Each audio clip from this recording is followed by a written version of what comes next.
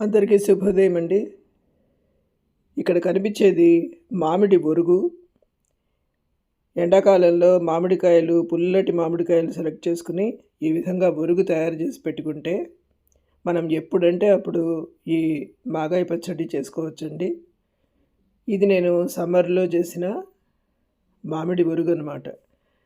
ఈ బొరుగుని మనకెంత పచ్చడి కావాలో అంత బొరుగు తీసుకుని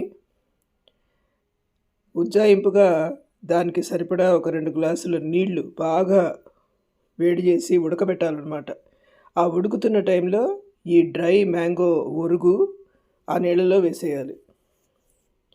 వేసేసి చూడండి ఇలా చక్కగా మగ్గిపోతుంది, మెత్తగా అయిపోతుంది అనమాట. అంటే ముక్కలు ముక్కలుగానే ఉంటాయి, కానీ అంత డ్రైగా ఉన్నదంతా కూడా సాఫ్ట్గా అయిపోతుంది.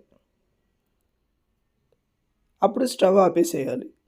ఎందుకంటే మరీ ఉడకబెడితే ఆ ముక్కలంతా పేస్ట్ అయిపోతాయి. అలా కాకుండా ముక్కగానే ఉండాలి, చక్కగా మగ్గిపోవాలన్నమాట. ఇప్పుడు అది కొంచెం చల్లారిపోతుందండి. ఇలాంటి చిప్పగరిటెతో 2 గరిటెలు, అంటే మనం తీసుకున్న క్వాంటిటీని బట్టి ఉప్పు, కారం, మెంతిపిండి వేసుకోవాలి. ఇప్పుడు మనం ఈ ఒరుగు ఎండబెట్టేటప్పుడే ఉప్పు కలిపామండి దాంట్లో, అందువల్ల నేను ఉప్పు దీంట్లో వేయలేదు. మనం కొంచెం తక్కువగా ఉంటే చూసుకుని కలుపుకోవాలన్నమాట. కారం మాత్రం 2 చిప్పగరిటెలు, తర్వాత 1.5 గరిటె మెంతిపిండి, ఈ విధంగా కలిపేసుకోవాలి. తర్వాత భాండీలో ఇది శ్రేష్టమైన నువ్వుల నూనె అండి. ఉదయం నువ్వుల నూనె అని మేము వాడతాము. పచ్చళ్ళకి చాలా బాగుంటుందన్నమాట. ఈ ఉదయం నువ్వుల నూనె సరిపడా ఒక పెద్ద చిప్పగరిట, అంటే 2-3 గరిటెలు వేయించండి. ఇది కూడా మనం తీసుకున్న క్వాంటిటీని బట్టి అన్నమాట. పచ్చడి ఎంత ఉందో దానికి సరిపడా తీసుకోవాలన్నమాట నూనె. అంటే కాస్త ఎక్కువనా పర్వాలేదు.